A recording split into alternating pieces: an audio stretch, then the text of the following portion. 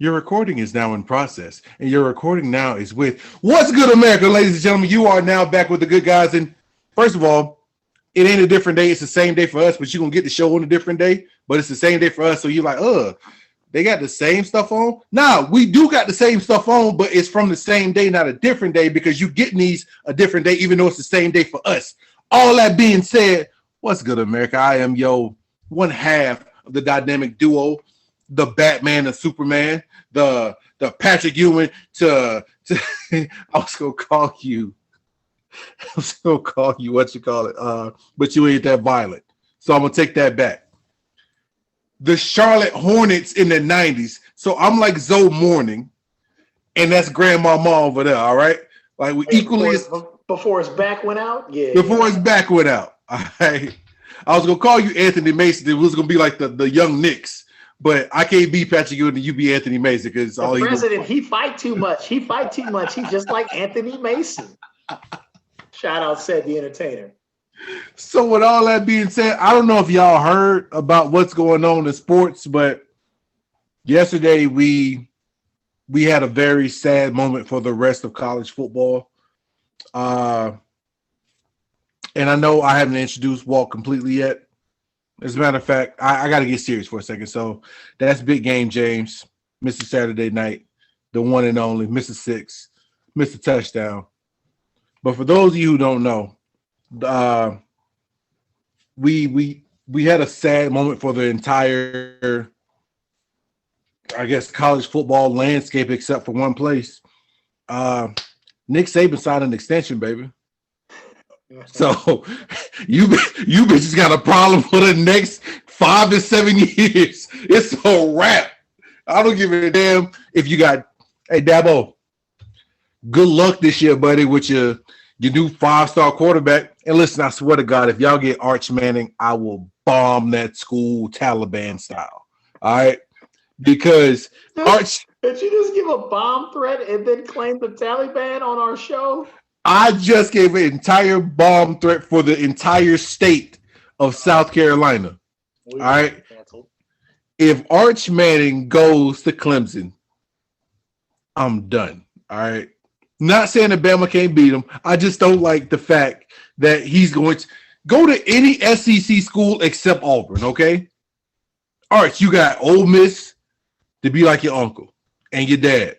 You got Tennessee, which honestly, if you go to Tennessee, you'll be the best thing Tennessee's had essentially since Clausen, I want to say. Casey? Wasn't it Casey that was there? And that's like, let's see what you're saying. And that's not even saying much. So you'll be the best quarterback they've had essentially since your other uncle. Rick was my favorite Clausen that went there. So what I'm saying is, Arch, make your next decision your best decision and come. You honestly, I know you won't come to Alabama because that quarterback room is full. Because there's already a legacy right there with Bear Bryant's grandson there. But can you hear these? Arch Manning, do yourself a favor. Don't go to Clemson because that's the easiest route you could possibly take. Because he's the number 1 draft pick in the NFL. True, very true. Because it seems like every quarterback that's come through there in the last 5-6 years has been pretty good. Yeah. Mind you, it's no, shut up. It's only been 2. It's only been 2. It's been Deshaun and it's been Sunshine. Since when did you start saying the words quarterback and room together? Since you've been affiliated with Alabama. Hey, shout out to Brody Croyle. I'm gonna get back to you, big dog. Hey, for real. Hey, big shouts out, Brody Croyle. Hey, like real talk. We're gonna have you. I would be honored to have him on the show. Like I'm serious. Like I was a fan, and I think I might be wrong, but I think Brody's in my. He's in my graduating class. He's in your class. And I think he was the number 1 guy. So shout out Brody Croyle. So shout out Brody. Thanks for listening. And Brody, I promise you, like that's him all on his own. Like, it is. I use it as ammo to get at him that it's his fault. It's not your fault they were bad, Brody. It's his fault. But, at the end of the day, So I'm shout glad. out I'm to glad that's Brody where we Crowell. went. I mean, I get nice with your names, Chris, and we went on some crazy tangent. It's not even what we were supposed to talk about. I'm telling you, if that candle's not lit, when I get out of this talk, because you went on a 5-minute spree about Arch Manning not going to Alabama, I'm seriously My going fault. to have to reprimand you with anger the next time we're on the show because it's not My like fault. I mean you're looking like a I would say a slim 275, but I don't think the word I'm, slim's ever going to look good. You're just gonna have I'm feeling good, man. you're gonna have them Apollo Creed abs. You're gonna have the Adonis Creed abs, 257 pounds, trying to fight Logan Paul, trying to get your 12 million. Hey, I'll take the hot 12. I mean, so before we get into it, we're gonna try to streamline this show. We're not gonna cut corners or anything like that, but we're gonna try to stay on topic. But before we get on topic, shout out to the number one coffee in Billings, Montana, Rebel Coffee. Yeah. If you guys are out and about and you need a robust cup of Joe, please stop by Rebel Coffee and let them know that the guys from What's Good America sent you. You don't get anything off, but they know that you know that we know that you know. So Rebel Coffee. And Get I some. mean, the fact that, you know what, there's nothing better than having that robust Rebel coffee to start your new day. Uh-huh. You should take yourself over and make sure that you're keeping your body right, Chris. And there's only one place I can think of in Billings. I believe they've got two locations. Two locations. Saying something because I don't even live there anymore. But they got you covered on both ends of the billing spectrum. And Chris, should they be going to make sure? I think you're referring to the place that they open at 6 a.m., but then they close at 1 for just to make sure they're following COVID restrictions and making sure everything's sanitized and wiped down. But then they open back up at 3:30 and close at 7. So I believe you're referring to 9 Round Fitness. 9 Round Fitness, our other official sponsor, America. I said on the last show, we got 2 sponsors. And this is letting anybody that's listening, we will plug the shit. Shamelessly. Shamelessly. You bless us, we'll bless up. Rebel Coffee, I hope it gets you an uptick at least 1% in customers. I don't know who listens to the show, but I can tell you this much. I hope Big J stops by and has a couple of Rebel Coffee. I know he's yeah. the show, you know what I'm saying? So maybe he'll change it up and go stop by and maybe he'll mention you guys. You never know. But while Chris has stepped away, I'm going to go ahead and kind of smooth us into this topic. Because like I said, that candle, it's lit, America.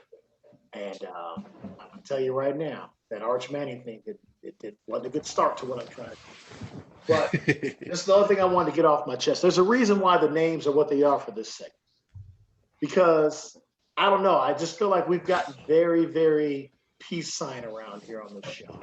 And maybe it's just because there's no football going. Like, just don't have any extra adrenaline of hatred towards Chris Turner right now because it's off season. You know? We should be together. This is what you did when you played. It's all about meeting up with your boys, talking about, hey, what'd you do during the off season, all that. You had a good time. And then you went to your other camps, and it was like, can't wait to see you in 3 weeks. Bust your ass. Boom. Here we are. We find a conversation. The reason why it always comes back to Bama is because I do that would make Chris Turner happy. We have to talk about the Julio Jones trade. And it's definitely a trade we should have talked about when we had the time, but I'm going to put that on me. I was excited about it. I was pumped because really, Chris, this is what it comes down to for me. Remember all that Ryan Tannehill, I was right talk about last year and it came to fruition when it Yeah. I got Tennessee, Kansas City, the AFC Championship game. Based off that trade alone. I'm going to go against pundits, people I respect. Guys like Keyshawn Johnson, who doesn't think it's a good fit, that thinks that they're going to change their system and be this pass-happy offense now because Julio Jones is there. And I don't think that's the case. we talk about football. When I hear a guy like that who was a number 1 overall draft pick, and a guy I am and still am a fan of, that kind of forgets the basic nuance of football sometimes. We talk about this. What does Julio Jones do for Tennessee, Chris? What do I always talk about being the basis of why I was so high on Antonio Brown going to Tampa Bay, and Tampa Bay won the Super Bowl? As soon as he went there, I said Tampa Bay will win. Actually, I said Kansas City was going to win, but I said Tampa Bay's going to the Super Bowl. So Yeah. I don't want to go there like I didn't take Patrick Mahomes, because until you, as Ric Flair said, beat a man. Until you beat, to beat a man, you got to beat the man. And Tom Brady said, "Yeah, I let you hold on to that title for a little bit, and I'm back." What does it do when you have Julio Jones on one side, A.J. Brown on the other side, and you got King that dude in the backfield? King Henry. What does that do? And then you've got a tight end who now is going to scout. Watch his numbers. So Anthony I'm not Fisker, now that Johnny I'm not a fantasy guy. I'm not a fantasy guy. Like I said, I played fantasy like 2 years and I won my league once.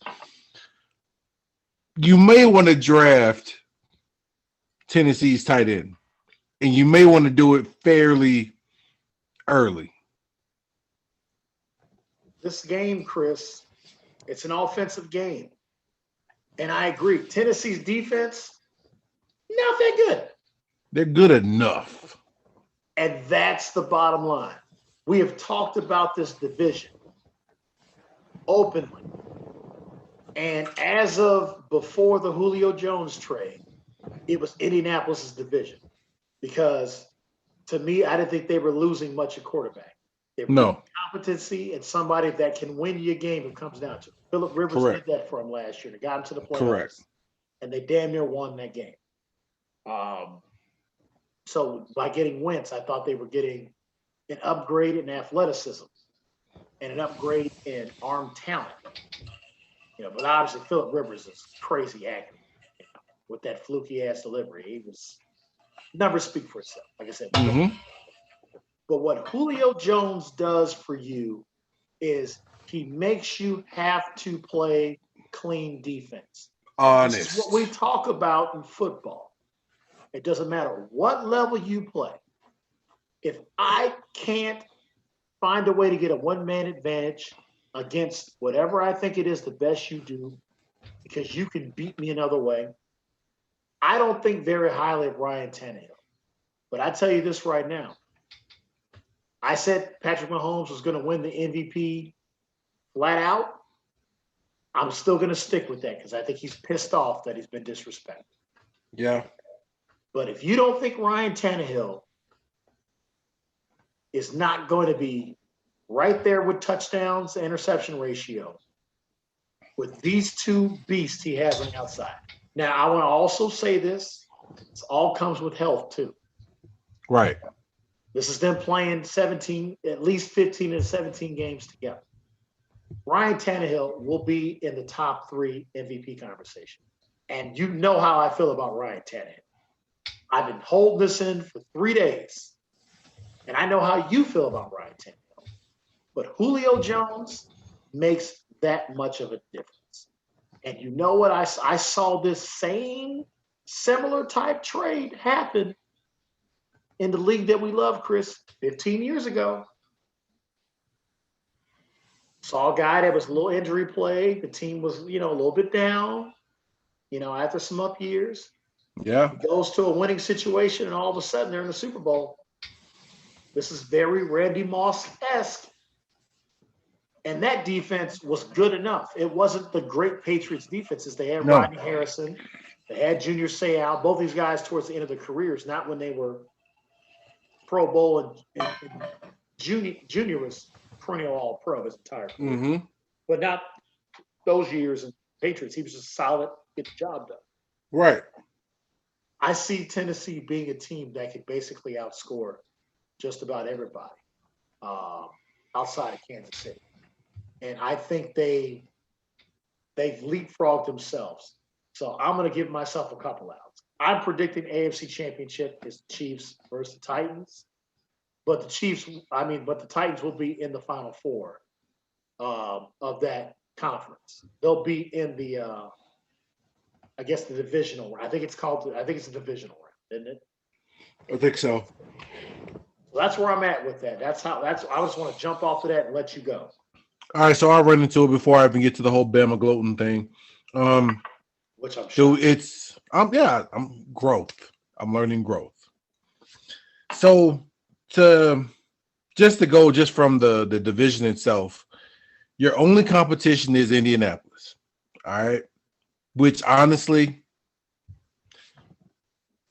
Tennessee's gonna run the entire division. They'll go undefeated through the division. I'll call that right now. Like it'll come down to a field goal one time against, barring health, mind you, like Walt said, barring health. It'll come down to a field goal game the first time against Indianapolis, but then the second game you'll beat them by 10. You going 2-0, man. I'd at least gave him a split because that Colts got good defense, man. They do. But you said it best. When you have to play a team honest, that's not deep. That's, as a defense player on the team, like that's not the benefit of defense. Like the defense, you're looking for the advantage. You're looking for the weak link. Like you're looking for the strong link so you can send over somebody to help. If you got Julio on one side, AJ on another, and you got your middle linebacker essentially playing running back that's faster than your cornerback, you can't put 8 in the box. Yeah. You can't. Like, you put 8 in the box, you're going to leave Julio and AJ on the island? And you're going to play one safety hot? No, you can't do that. Or you're going to go to a dime coverage and sit back and have these two outside guys double, and then you only got 5 in the box against this 250-pound running back that runs a legit 4.4 in pads. Yeah, it doesn't. He's faster in his pads than he ever was running 40. Exactly. Greatest football players in the world. It doesn't bode well for other teams. Okay, so let's just run through the division real quick. You got Houston, which is a literal dumpster fire shit show. You didn't have to say right now. You just move on. They don't even have to. I mean, it doesn't even matter who's playing quarterback. Who are they throwing to? David Johnson every play? That's the only viable player. They got David Johnson and my guy. I do like him. I like Kiki QT because it's hard to say his name fast. So that's the shit show dumpster fire in Houston. And then I'm gonna catch a little flack from this, but I'll deal with it. Then you have the cardiac cats themselves, who. Did you just okay? No, you can catch flack from me. You can call them something else. You have the Jacksonville Jaguars there. Thank you. Who believe that who have I can't even like completely get this thought out without dissing them. So I'm trying to, but it's hard. You have the Jacksonville Jaguars who believe that the fact that they were 2-15, 3 and whatever they were last year and got sunshine, believes that they are going to be 8-8 this year, which is not going to happen. They're going to double the win total. So they're going to win 4 games. 2. So I think that's right. They only won 1. Oh, they'll win 2. They got Houston whooped. So you have minimum. You have Jacksonville, who is just another shit show of a circus fire because of their head coach and their new possibly starting tight end / quarterback. They're a way better shit show than Houston. I mean, yeah, well, that doesn't take much.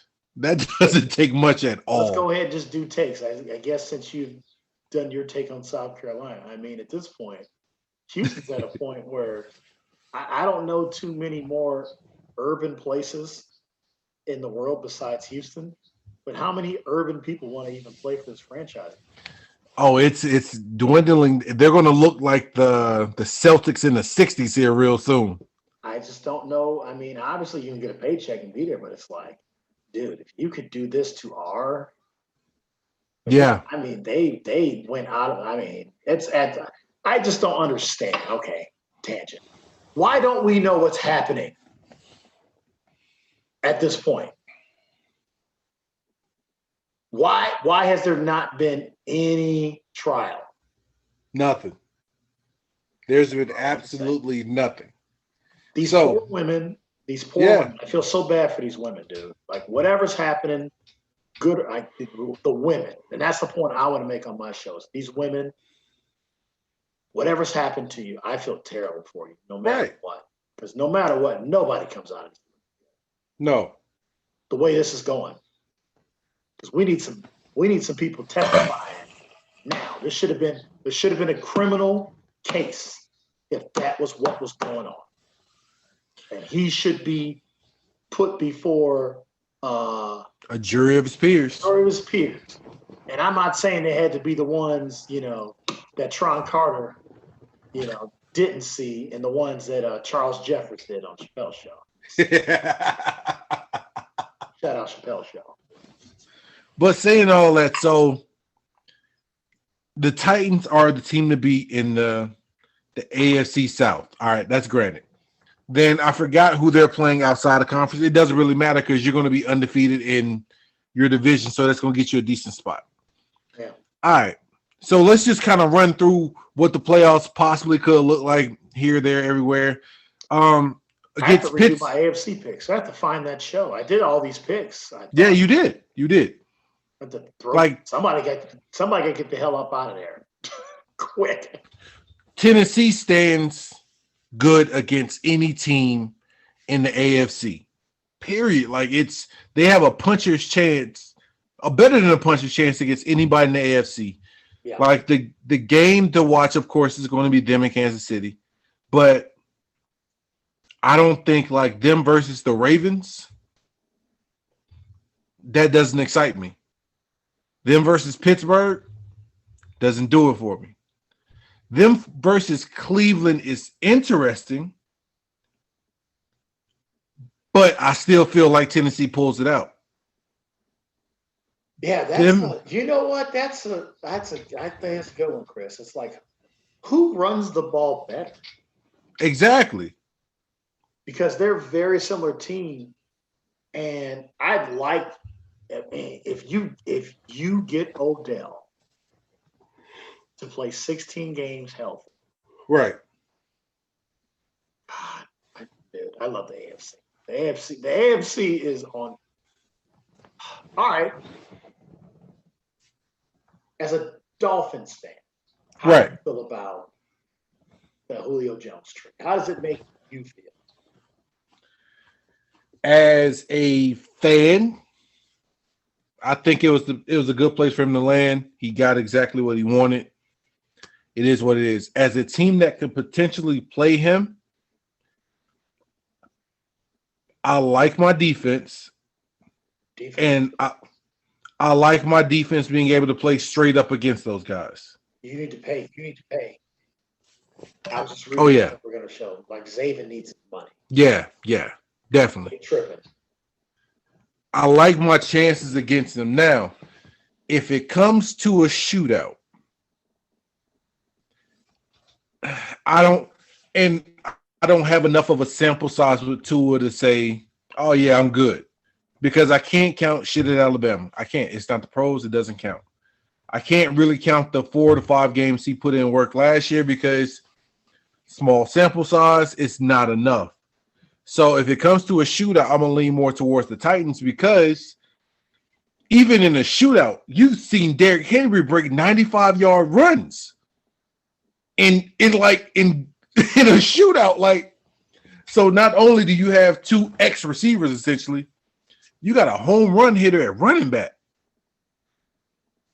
It's the truth of the matter is that it's crazy. We have to say this. Like Tennessee, like it's We don't know. Maybe they'll be able to stop some people when it's time because they'll be up. Right. But when you look at the receiving corps, you're basically talking, all right, so Miami, you're talking, it's a team. So, they drafted Jalen. Right. Devontae's still there. Yep. You got Jakeem Grant, little speedster here and there. Preston Williams. Yep. Big lanky guy. So He's a tall receiver, yeah. It's a core. You're taking that core, or you're just going to take Julio Jones and AJ Brown straight up. I'm taking AJ. And whoever the slot is just. I mean, there's just so many crazy parts to what a guy like Julio Jones does, and I can only speak to it maybe with our IFL fans in this one. When Robert Red showed up in 2009, we already felt like we could win the championship. When Robert Red showed up in practice and ran his first route, it removed all doubt. We knew it was over. And we just had to get over the hurdle of beating the 4-time defending champions. And once we beat them convincingly. Well, now it wasn't convincingly the first time. We had to get up out of there. Remember, I had stitches. I went up in the stands. Oh, that's right. That's right. That first, yeah. I got tetanus that day. I told Callie that story. She said, "That's the first time you told me a story about your football life. I never knew." I was like, "Yeah, I got the lockjaw." I mean, first of all, shout out COVID, but at the same time, I'm not shouting out in a good way. Did you know I had tetanus and the swine flu in the same year? That's crazy. That's a bit much. That's the truth. I had to go get that shot quick. I was like, "Ooh, when was my last tetanus shot?" Hey, they drove me to the hospital, Chris. I was like, "I think my jaw is starting to lock."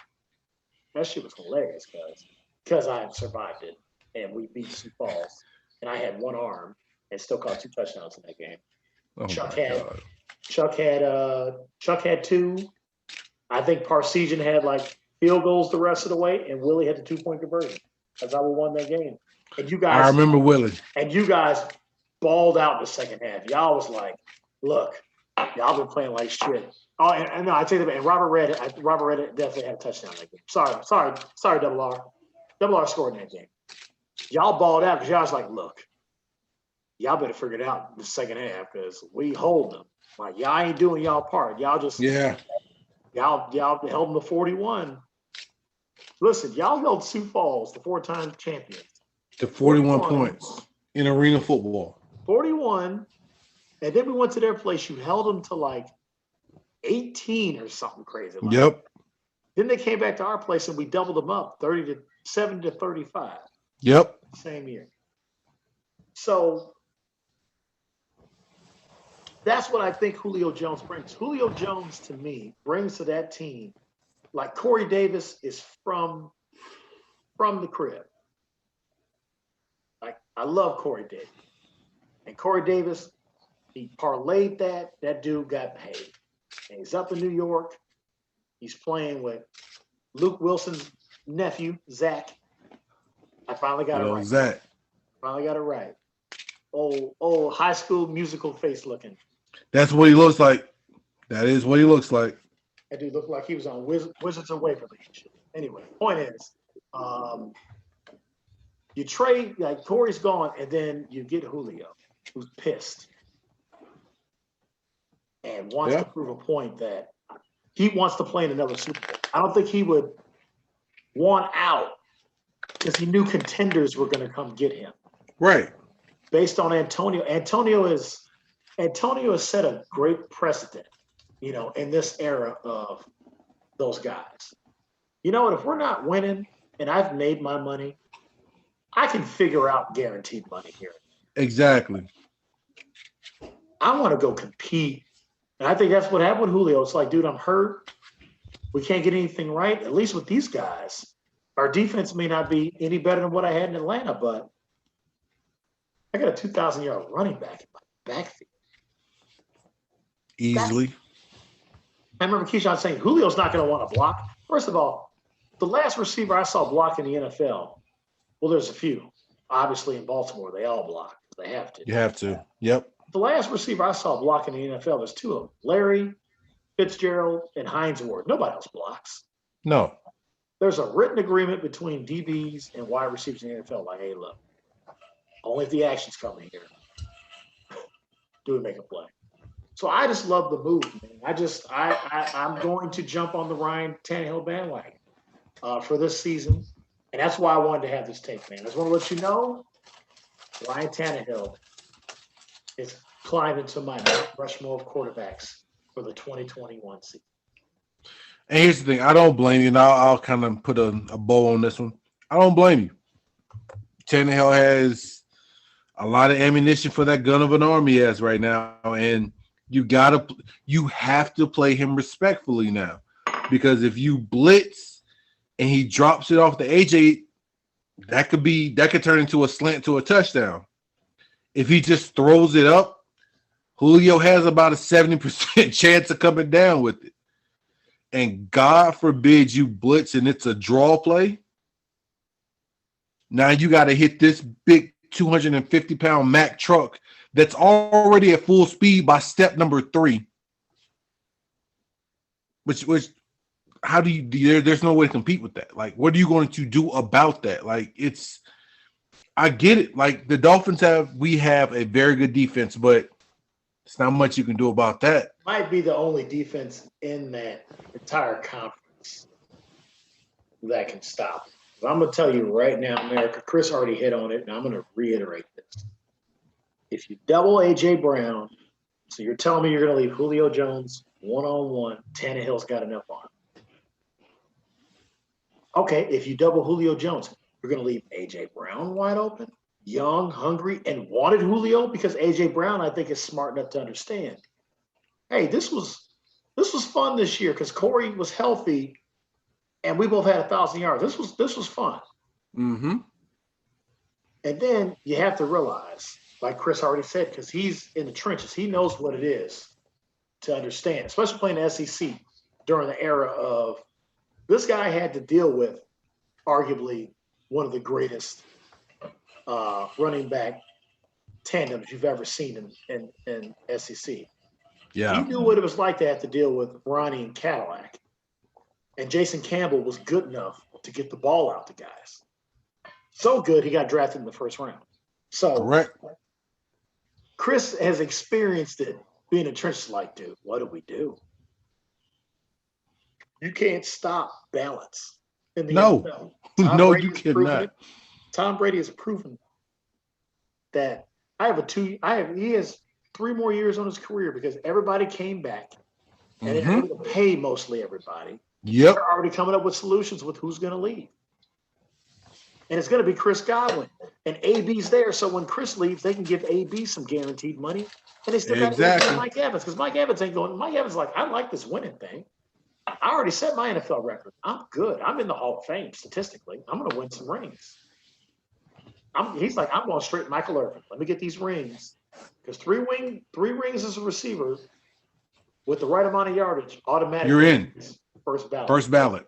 First ballot. The only guys I can think of that have that is Jerry and Michael. Those are the only guys that have that many rings and have the numbers to back it up. And them guys went in quick.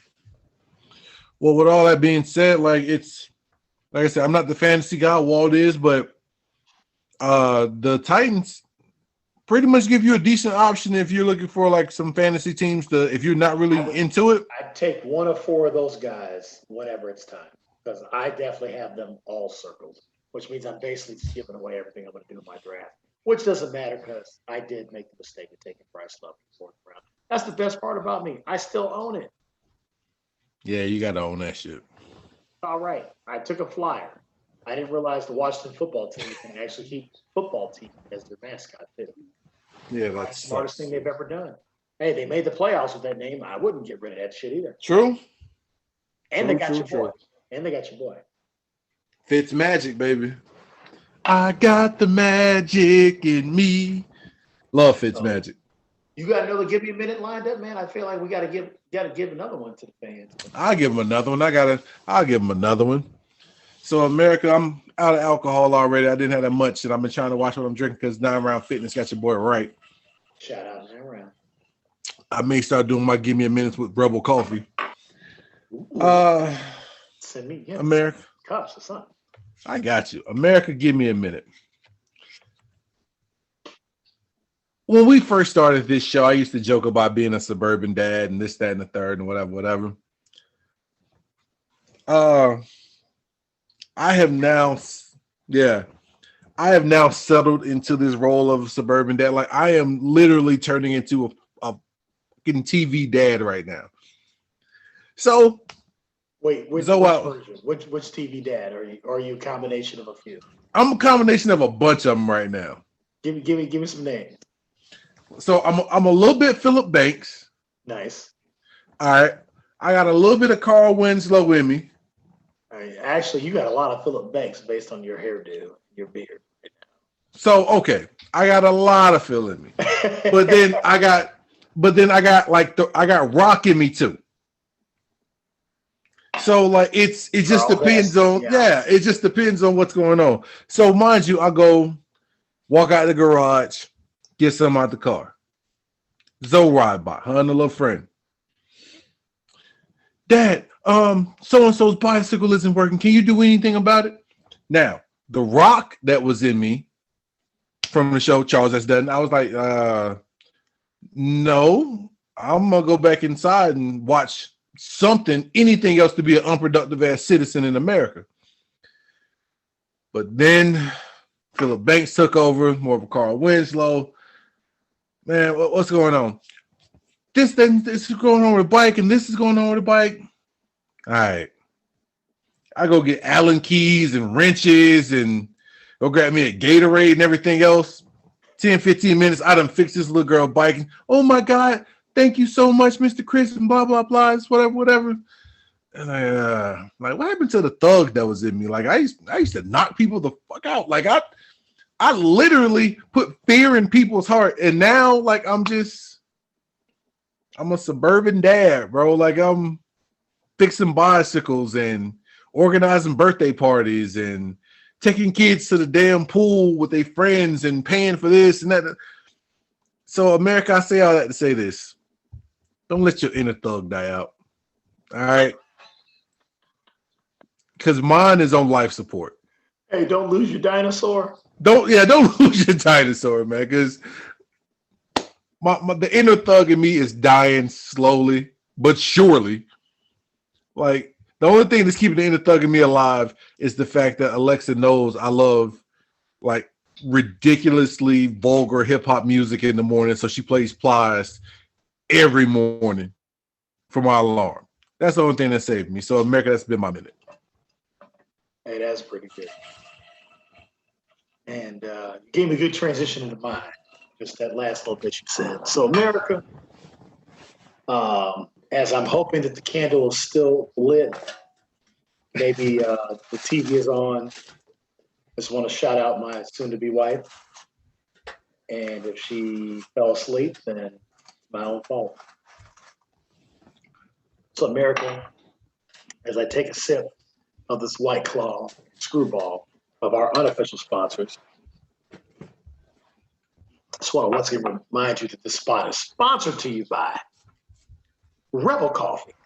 When you're looking for that robust start to your day, go get your coffee that's going to help you cream the day. And then after that, take your butt right on over to 9 Round. Because you know what? It only takes 9 rounds to feel like you can win life. I like it. That's my men in America. I like it. Chris Turner mentioned his Alexa and how it reminds him that at the end of the day, there's still some thug left in there. And I think that's beautiful. I thought about him, and I thought about this, whether it be a topic or a show. I don't even know if I know the name of the song, but I heard a new Drake song recently. I think Rick Ross is in it. You might be able to help me. Like I listened to radio. I actually had the radio on in my truck. I didn't have my normal Spotify going. Does Drake have a new song with like Rick Ross out, like DJ Khaled or something like that? Yeah. I heard this song, and I will once again say, what in the blue hell, shout out to Dwayne Johnson, is wrong with music? Because this song was incredible. It is exactly what music should be in this realm. It's two guys spitting lyrics. The beat is hot. I was like, I would like shock people that I like this song. Because I know people are like, oh, here come James with his, it's either got to be nostalgic or it's got to be some off the cuff BS. And yes, that's me most of the time, because it's like Chris Turner feels and knows it's hard being an original. Like you just have to do things to be yourself. But when I hear these things, I have talked about Aubrey Graham and nauseum on the show and how I feel he is a GOAT of this century. But I hear him do songs like this, and I'm like, why are you not making the peers of your same genre make this type of good music for all of us? I don't understand it. And I can't stand the fact that this whole style is trying to survive, that I know won't survive. Just let it go. You guys that are doing all this stuff and you're making your money. I don't want to stop you from making your money, but music is always personal to me because music is an art form. It's not a hustle. It's an art form. The greatest hustlers in the history of this thing called hip hop and rap were all artists at the end of the day. Nas slang, Jay-Z raps about slinging, Biggie slang,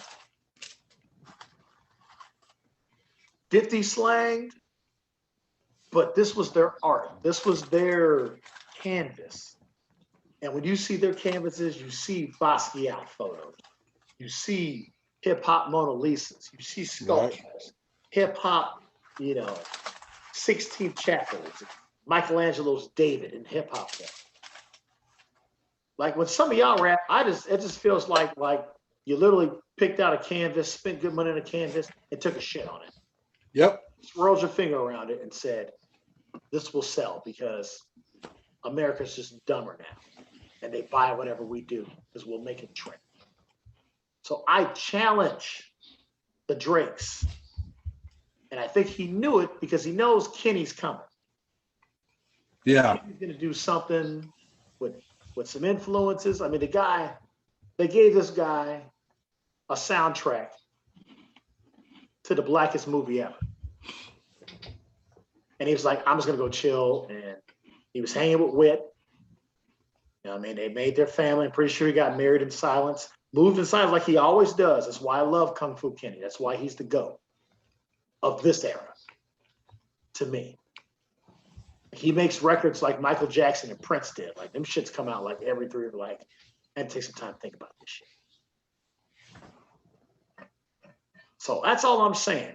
When you have guys that can do a little bit of everything, but they can always revert back and realize, you know what? I'm above this. Just stay above it. America would be better if we get more take care. Thank me now, Drake. I'm just being 100. I didn't even mind Views, Drake, and I still didn't even listen to the album. I'll take Shiggy Drake over this bullshit. I'll do that dance the rest of my life. It's better than all this other shit from these young dudes that I just don't know. At least the baby has a flow and he makes it him. Like I respect that. Right. At least I can hear what he's saying. I'd rather hear your bullshit than say your shit is bullshit because I don't even understand what you're saying. America, that's been my minute and won't be the last. Give me a minute on bullshit. Because guess what? Cornrow Kenny's coming, and I'm good. Also, just to put this out there, he kind of had to step his fresh up because Jermaine Cole's album is. I forgot about that. Yeah. J. Cole. J. Cole, thank you for the retirement album. Appreciate it. My bad, J. Cole. Obviously, Mount Rushmore for me in this era. Yeah, that Jermaine Cole album is like if you had 55 gallons of gasoline and you started a forest fire with it. Like it's I need to listen to it. I haven't had the time. I need to listen to it and respect his. yeah, I love it. Hey, it's random one of thought. those you don't have to press play, and that's it. Random thought. I can hear Callie listen to me like, if this motherfucker does one more random thought and doesn't come in here and blow this candle out, kill him. Now listen. Shout out to my baby. Do you ever look at Big Sean? I actually said this to Callie, and Callie like, explain it to me again. Remember when Chingy was like really big? Yeah. Don't you feel like Big Sean is what Chingy should have turned into, but never did? Yeah. I can agree with that. Do you see that? Yeah. Big Sean has gotten everything he deserves. Good lyricist, got the voice, good beats. Uh-huh.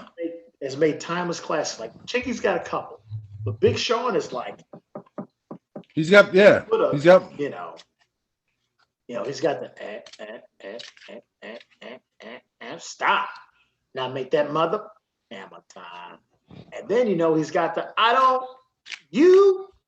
Yep. I mean, if you ever wanted to be a dad and be in a moment where it's like, I'm gonna ground this kid, you want to be Charlie Day when your kid's shouting out a song to a girl that's been messing with Big Sean.